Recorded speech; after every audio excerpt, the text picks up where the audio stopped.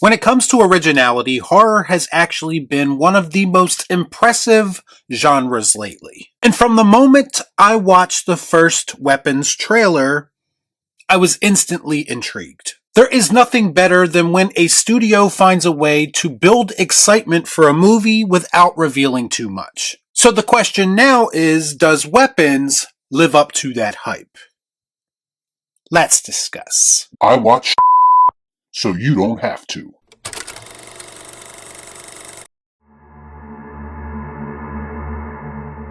Before I get started, I'd like to kindly ask that you hit the like button and please subscribe to the channel for more content just like this. What are you waiting for, huh? What are you waiting for? When all but one child from the same classroom mysteriously vanish on the same night at exactly the same time, a community is left questioning who or what is behind their disappearance. So I, like many of you, had absolutely no idea what to expect from this movie, and I honestly feel like, as in most cases, that's the best way to go in. This is very much one of those movies where the little you know about it, the better off you will probably be. So shout out to the Weapons marketing department for keeping things pretty close to the chest when it comes to promoting this movie. I like it a lot. Proof that all you really need to do is present an intriguing concept, sometimes in the vaguest way possible, and if your presentation is good enough, you will accomplish what every other movie tries to do, and usually fails at doing so, and that being building legitimate excitement and hopefully getting butts in the seats. Weapons is the new horror mystery film from director Zach Cregger, who kind of made a name for himself in horror with 2022's Barbarian. A movie that had a somewhat polarizing reaction to it. I personally liked it. And if I had to guess, I would say that Weapons could potentially have a somewhat polarizing reaction to it as well, the more people get to see it. And I say that because it's probably not exactly what most of you think that it is. And I say that as someone who enjoys when a movie subverts my expectations, not like a troll, but in a satisfying way.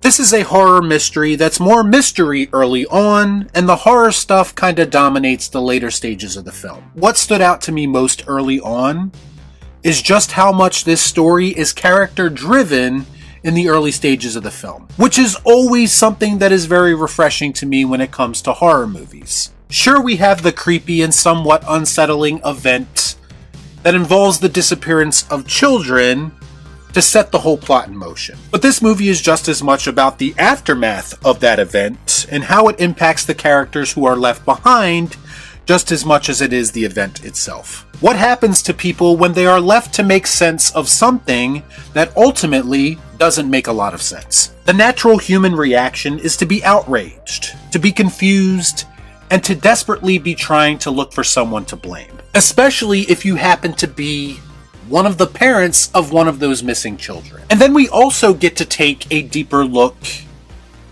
at the person who is shouldering most of the blame, and how they have their own desires to figure out what happened, while simultaneously dealing with the wrath of an entire town. Weapons is exploring real human emotions in a story that in lesser hands would have not been as patient and jumped right into the creepy stuff. It is a slow burn in many aspects, and I know that's going to rub some people the wrong way, but I personally found it fascinating.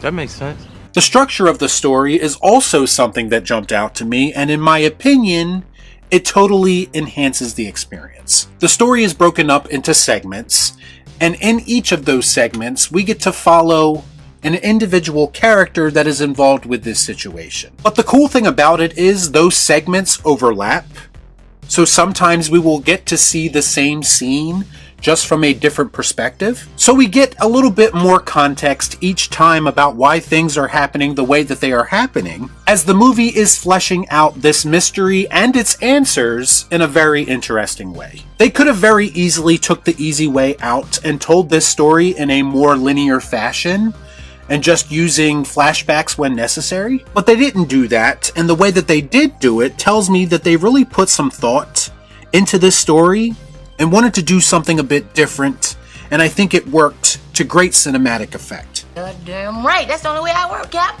As far as the performances go, Julie Garner is the main character of this story.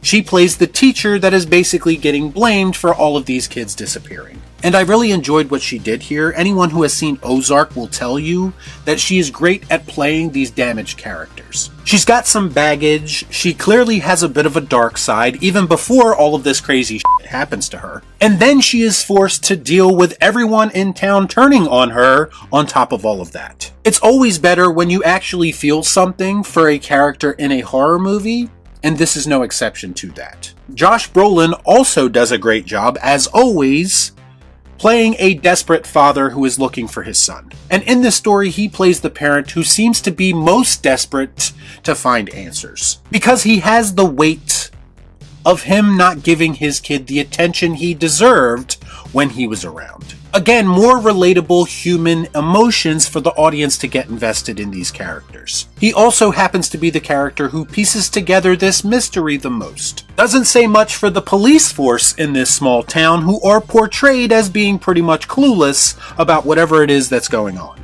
I have no idea what I'm doing, but I know I'm doing it really, really well. There is one moment in the film that kinda had me scratching my head, because Josh Brolin's character figures something out, and I asked myself, how is he the first person who has thought of this? It wasn't even a terribly mind-blowing revelation, in fact it was kind of obvious. But I'm also able to overlook that logic gap because the rest of the movie is pretty spot on. As far as the more horror elements of this film go, we got atmosphere, we got tension, which are easily the two most important things you can put into a horror movie to make it most effective. To me, anytime a horror story like this involves children, it almost instantly ups the ante. In fact, there are things that one kid in particular is put through in this movie that did make me feel very uneasy. Uneasy is probably the best way for me to describe my feelings toward the horror elements in this film overall. There are moments of extreme brutality, but they are not used so often to where they lose their effectiveness. They are saved for the moments where they matter most,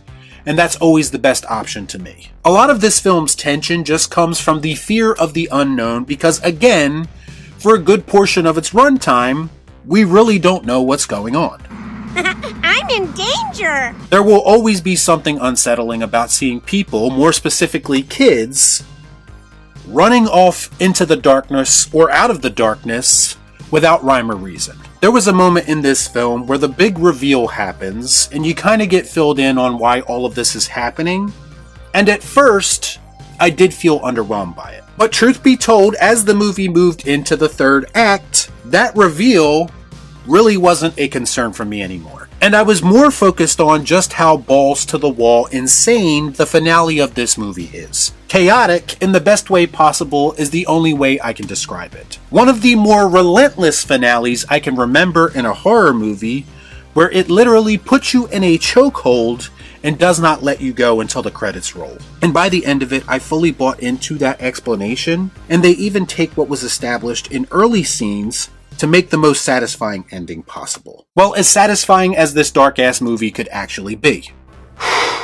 Boy, that escalated quickly. But don't get me wrong, there are also brief moments of levity in this film, and much to my surprise, they are not used to undermine the tension in any way. Bottom line, I think Weapons lived up to the hype if you are willing to go into this film with an open mind and understand that it might not be exactly what you are expecting. To me, it's just one of those movies that you absolutely have to let play out. You have to see it through to its conclusion because to me, not a single second of the 2 hour and 8 minute runtime was wasted in this film. I was fully invested in this movie from start to finish, and it is easily one of my favorite movies of the year so far. Zach Cregger is definitely a new name in horror that I'm going to keep my eye on and be looking forward to his next project. Weapons to me was almost expertly crafted and the kind of cinematic experience that I live for.